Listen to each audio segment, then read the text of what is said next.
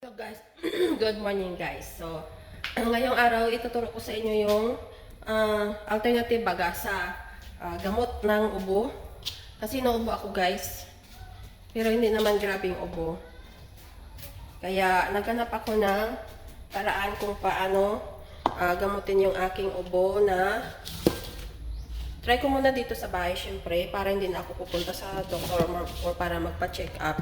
So, ngayon ay gagawin natin ito. Meron akong dahon ng saging. And then meron tayong oregano. Tapos, ito na guys yung dahon ng oregano. Ilalagay natin dito sa dahon ng saging. Ayan. So guys, ito na yung ating oregano na inihaw ko. Inihaw ko guys, nilagay ko sa dahon ng saging, tapos inihaw ko, so ito na siya.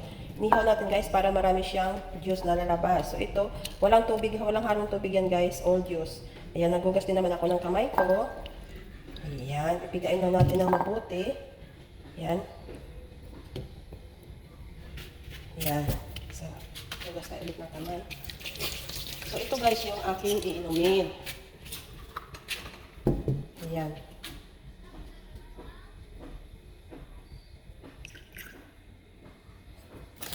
Ayan.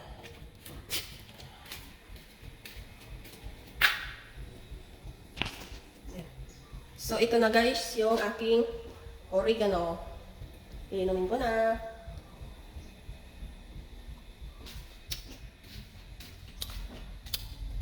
And then, inom tayo ng tubig. So, yung tubig pala guys, kahit meron kasi akong natirang tubig na sa kape ko na kanina. So, yun ang iinumin ko. Lagyan na natin ng konting tubig.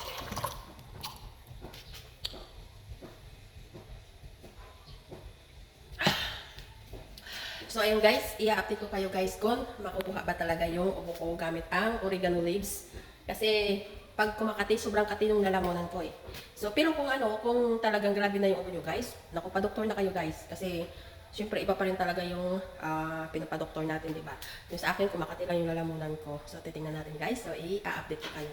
By the way guys, habang ako'y uminom noong aking oregano, ako pala ay nagluto pala ako ng munggo. Ayan, pinapakuluan ko na yung munggo. Ayan, munggo yung utak ang gulay natin ngayon guys. Habang pala ako guys ay nagpapakulo ng ating gulay na munggo, ako dito ay anuhin ko yung yung damo dito. Anuhin ko yung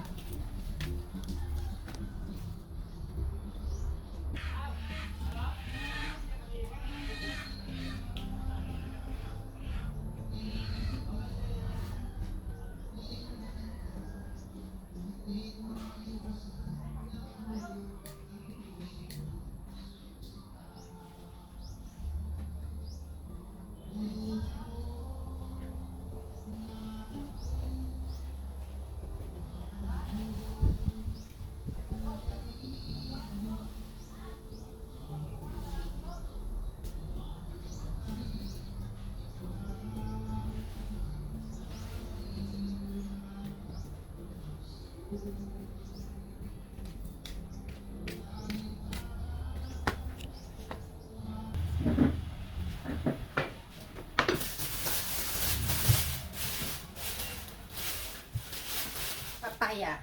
Babalatan natin guys. Ihalo natin sa ating gulay. Oh shocking, it's already yellow. So it's not good to put it in our gulay. Oh, no more. No more papaya. It's already ripe. So I will eat this one.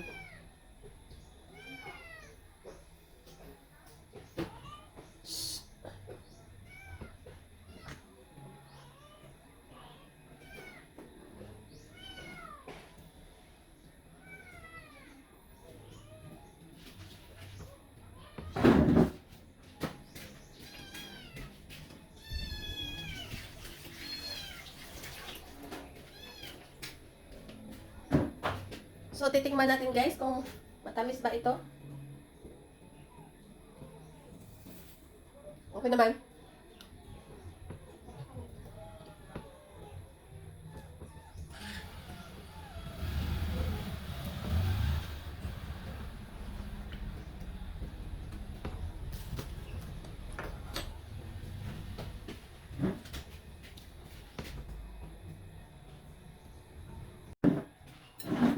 So, kain tayo guys ng sotanghon. Sotanghon gisado, bali, ko lang, nirihit ko lang kasi leftover ito sa birthday. Mm.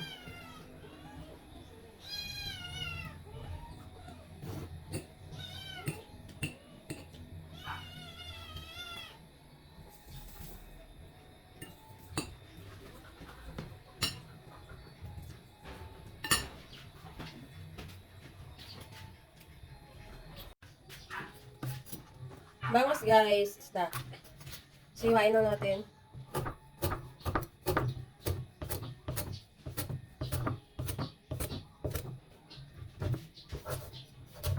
Ini-slice ko lang dito na maliit yung buntot guys kasi di ba yung buntot matinik para okay siya.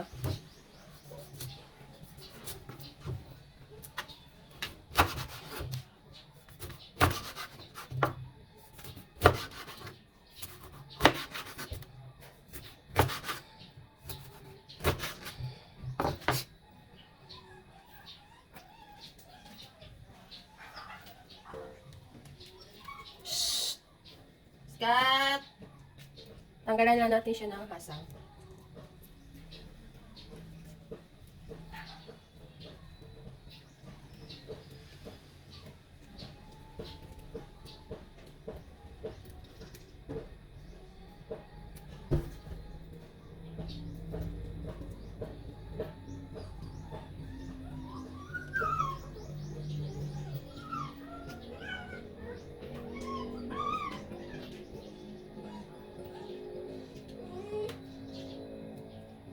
So, tinanggal natin yung akdo, guys. Ayan, o yung mapait. Tapon natin yan.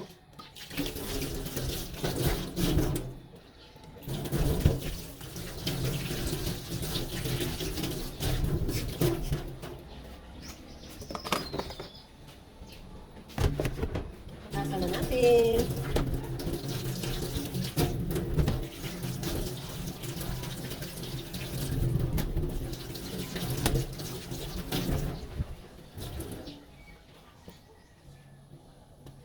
So, ito na yung ating bangos. So, ito pala guys, yung ilalagay ko na lang sa aking gulay na munggo kasi yung ating papaya ay hinog. So, ito na lang alternate niya yung cabbage or repolyo. Tapos, ito yung ihahalo natin. Yan. Binili ko ito kahapon kasi pumunta ko sa bayan. So, ito yung ihahalo natin sa ating gulay. So, let's start.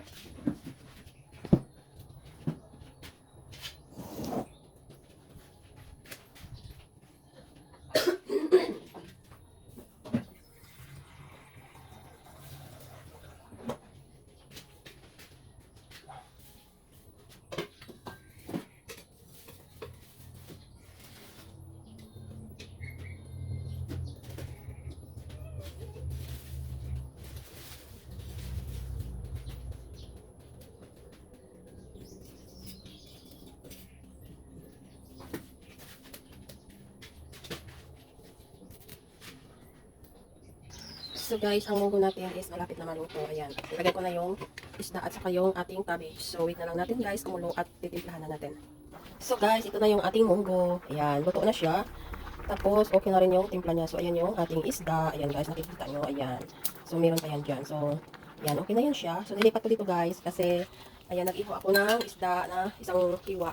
Kasi yan ang ulam ng papa ko sa almusal kasi ayaw niya ng prito. Munggo is real guys for lunch. Ayan, may munggo tayo na meron siyang repolyo kasi yung papaya natin ay hinog na. So hindi na natin pwede ilagay dito. Ayan yung kanyang sahog. And then, nag-ihaw tayo dito ng isda. So, let's eat guys sa lunch.